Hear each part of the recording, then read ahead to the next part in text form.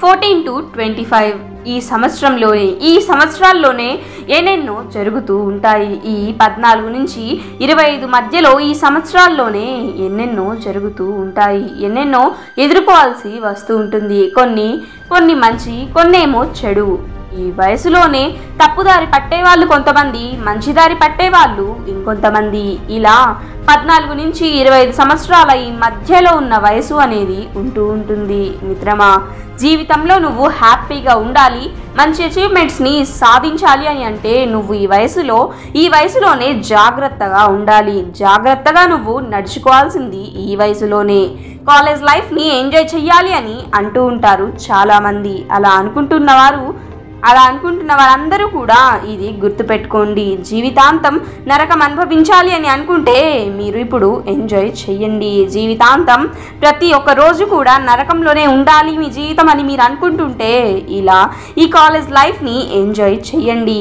జీవితాంతం ఈ నరకం అనే దాన్ని అనుభవిస్తూనే ఉండాలి. ఎంజాయ్ చేస్తే జీవితాంతం కూడా నరకం అనుభవించాలి. అది గుర్తుంచుకో. కాలేజ్ లైఫ్ని ఎంజాయ్ చేయాలి అని అనుకుంటే జీవితాంతం కూడా నరకం అనుభవించాలి అని ఫిక్స్ అయిపో మిత్రమా. లేదు, నేను నా జీవితంలో, నా ఫ్యూచర్లో మంచి జాబ్ చేసుకుంటూ జీవితాన్ని హ్యాపీగా ఉంచాలి అని అంటే ఈ కాలేజ్ లైఫ్లో కష్టపడి చదువు మిత్రమా.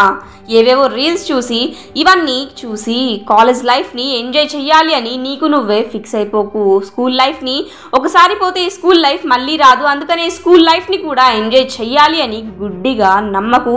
ఇలా నమ్మి నిన్ను నువ్వు మోస చేసుకోకు మిత్రమా. ఈ చదువు అనేది ఎంజాయ్ చేస్తూ చదువు. ఈ చదువు అనే దాన్నే ఎంజాయ్ చేస్తూ చదువు. చదివేటప్పుడే నువ్వు ఎంజాయ్ చేస్తున్నట్లుగా ఫీల్ అవుతూ చదువు. అంతేకాని ఈ చిన్న వయసులోనే లవ్ అంటూ, ప్రపోజల్స్ అంటూ, ప్రేమ పెళ్ళిళ్ళంటూ, మ్యారేజెస్ అని చిన్న వయసులోనే ఇలా తప్పటడుగులు వెయ్యకు మిత్రమా. జీవితాంతం బాధపడాల్సి వస్తుంది. అది గుర్తుంచుకో. ఈ వయసులోనే ఇతరులకి ఆకర్షకులవుతూ ఉంటారు చాలామంది. ఈ వయసులోనే ఎన్నెన్నో ఎదుర్కొంటారు చాలామంది. ఈ వయసులోనే ప్రపోజల్స్ అంటూ లవ్ అంటూ వీటి వైపుకి పరుగులు తీస్తూ ఉంటారు చాలామంది. ఇలా అసలు ఎందుకు జరుగుతుంది అన్న ప్రశ్నే వస్తే మీ చుట్టూ ఉన్న వారి వల్ల, మీ ఫ్రెండ్స్ వల్లనో కావచ్చు, లేదా ఇది మీకు మీరే ఎవరైనా చూసి ఇంప్రెస్ అయిపోయి ఇలా తప్పుదారి పట్టొచ్చు. కానీ ఈ వయసులో ఇలా ఇన్స్పైర్ అవ్వడం అనేది ఎంతో తప్పు. బికాస్ ఈ లవ్ అని ఇలా దీని వైపు పరుగు పెడితే దీని వలన చదువు మీద ఫోకస్ కూడా పెట్టలేరు సరిగ్గా. చదువు మీద అసలుకి ఫోకస్ పెడదామన్నా ఆ ఫోకస్ అనేది రాదు కూడా మిత్రమా. ముందు చదివి మంచి మార్క్స్ని స్కోర్ చెయ్యి. మంచి ఎంఎన్సీ కంపెనీస్లో, మంచి కంపెనీస్లో జాబ్ చెయ్యాలి అని నీ గోల్ని నువ్వు సెట్ చేసుకో. జాబ్ చెయ్యి, లేదా నీకు ఇంట్రెస్ట్ ఉన్న పని ఏదైనా చెయ్యి, బిజినెస్ చెయ్యి, కానీ ఈ చదువు కూడా కంప్లీట్ చెయ్యి. చదువుకోవడమే కష్టం అని అనిపిస్తే, ఆర్థిక ఇబ్బందులు ఏమైనా ఉంటే పార్ట్ టైం జాబ్ చేసి చదువు. కానీ ఎలాగైనా సరే చదువు మిత్రమా. మనుషులు మారుతున్నారు, జనరేషన్ మారుతుంది. ఈ కాలంలో జనరేషన్తో పాటు టెక్నాలజీ కూడా మారిపోతూ ఉంది. మరి వాటికి తోడు నీ జీవితంలో నువ్వు ముందుకు వెళ్ళాలి అని అంటే చదువు ఉండాలి. చదువు అనేది కంపల్సరీ, ఖచ్చితంగా ఉండాలి. ఈ చదువు అవసరం. నువ్వు ఏ చేయాలన్నా ఈ చదువు అనేది ఎంతో అవసరం మిత్రమా. ఏ పనిని చెయ్యాలన్నా సరే, ఏ బిజినెస్ని చెయ్యాలి అని అన్నా సరే ఈ చదువు అనేది ఎంతో ముఖ్యం. అది గుర్తుంచుకో. ఈ 14 నుంచి 25 ఏళ్ల మధ్యలో ఈ వయసులోనే జీవితం నాశనం అవ్వాలి అని అన్నా, లేక బాగుపడాలి అని అన్నా, బాగుపడి గొప్ప స్థాయికి జీవితం వెళ్ళాలి అని అన్న ఈ వయసులోనే, ఈ 14 నుంచి 25 సంవత్సరాల ఈ మధ్య వయసులోనే కొంతమందికి జాబ్ చేయడం కష్టంగా ఉంటుంది. కొంతమందికి జాబ్ తెచ్చుకోవడమే కష్టంగా ఉంటుంది. కొంతమందికి అసలు కష్టంగా ఉంటుంది జాబ్ చేయాలన్నా, చదువుకోవాలన్నా. కానీ కష్టాన్నే ఇష్టంగా మార్చితే జీవితం మొత్తం బాగుంటుంది. రోజు కూడా రేపటి నుంచి చదువుతా ఇలా చదువు అనే దాన్ని వాయిదా వేయకు మిత్రమా.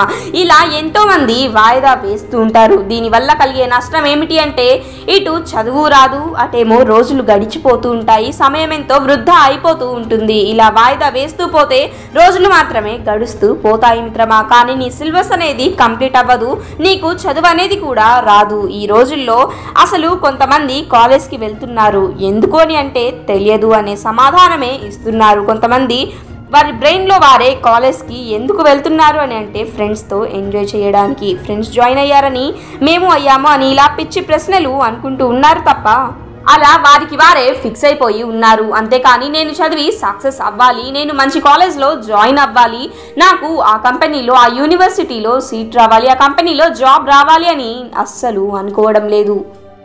కొంతమంది ఏమో స్నేహం జీవితాంతం అసలు ఉంటుందో లేదో గ్యారంటీ లేని స్నేహం కోసం జీవితాన్ని నాశనం చేసుకునేందుకు సిద్ధమవుతున్నారు చాలామంది. ఇలా నాశనం చేసుకునేవారు కూడా చాలామంది. ఎందుకని ఇంత నిర్లక్ష్యం? నీ జీవితం మీద నీకు ఎందుకని ఇంత నిర్లక్ష్యం? నీ తోటివారు నీకన్నా మంచిగా చదివేవారైతే రేపటి రోజున వారు ఫ్యూచర్లో మంచిగా సెటిల్ అవుతారు, మంచి కంపెనీస్లో జాబ్స్ చేస్తూ ఉంటారు. నువ్వే నీ జీవితాన్ని అర్థమంటూ లేకుండా చేసుకొని అలా కూర్చొని ఉంటావు. అసలు ఒకరితో నీకేంటి పని? సక్సెస్ అవ్వాలి, నీ లైఫ్లో నువ్వు సక్సెస్ అవ్వాలి అని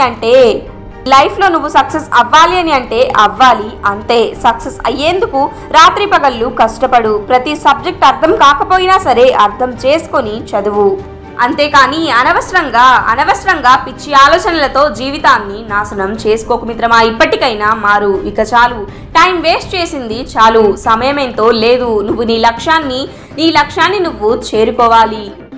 ఇప్పటికైనా నీ లక్ష్యాన్ని నువ్వు సెట్ చేసుకో. నేను అలా అవ్వాలి, నేను ఆ స్థాయికి రావాలి, నా జీవితం అలా ఉండాలి అని అనుకో. డైరీ రాయి. అవును మిత్రమా, ఈ డైరీ అనేది నువ్వు డైలీ రాయి. డైలీ జరిగే విషయాలన్నీ కూడా ఈ డైరీలో రాయి, మొత్తం కూడా రాయి. ఈ డైరీ అనేది రాయి మిత్రమా. నిద్రపోయే ముందు అట్లీస్ట్ ఒక 10 మినిట్స్ అయినా డే మొత్తంలో ఏ విషయాలైతే జరిగాయో అవి ఏ విషయాలైనా సరే మొత్తం డైరీలో రాయి.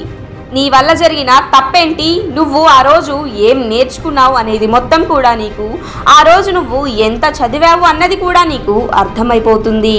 ఈ డైరీ అనే దాన్ని ఒక 10 డేస్ తర్వాత నువ్వు నీ డైరీని నువ్వే చదువు.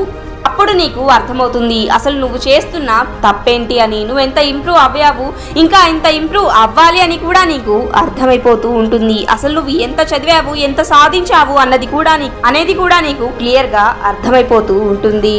నువ్వింకా ఎంత చెయ్యాలి అన్నది కూడా అర్థమవుతుంది. నువ్వు చేసిన మిస్టేక్స్ ఏంటి అనేవి కూడా నీకు మొత్తం అర్థమవుతూ ఉంటాయి. నువ్వు నీలోని టాలెంట్ని ఎంత యూజ్ చేసావు, ఇంకా ఎంత యూజ్ చెయ్యాలి అనేది కూడా అర్థమవుతుంది. అసలు నీలో ఉన్న టాలెంట్ ఎంత అనేది కూడా అర్థమవుతుంది. నువ్వు ఇంకా ఎంత ఇంప్రూవ్ అవ్వాలి అన్నది కూడా అర్థమైపోతూ ఉంటుంది. కనుక డైలీ కూడా ప్రతిరోజు కూడా ఈ డైరీ అనేది రాయి మిత్రమా. ఇది అలవాటు చేసుకో. జీవితంలో ఎప్పుడైనా సరే ఈ డైరీ అనేది రాయడం వల్ల నీ జీవితంలో ఈ డైరీ రాయడం వల్ల ఎంతో యూజ్ మిత్రమా. ఈ డైరీ అనేది ఇప్పుడని కాదు, ఎప్పుడైనా సరే ఈ డైరీ అనేది రాయడం అలవాటు చేసుకో. ఈ డైరీ అనేది రాయడం అస్సలు వీడకు మిత్రమా. ఈ జనరేషన్లో, ఈ కాలంలో ఈ డైరీ అనేది రోజు రాయడం లేదు. ఎందుకని అంటే నిర్లక్ష్యం. ఏం రాస్తాంలే అన్న నిర్లక్ష్యం. టైప్ చేసి రాస్తాం, లేదంటే డాక్యుమెంట్స్లో రాసి పెట్టుకుంటాం అంటూ ఉంటారు కొంతమంది. అసలు ఈ డైరీ అనేది ఓల్డ్ అయిపోయింది, అసలు డైరీ ఎవరు రాస్తారు అని ఇంకొంతమంది. ఇలా మొత్తం కూడా చేంజ్ అయిపోతూ మారిపోతూ ఉన్నారు ఈ కాలంలో.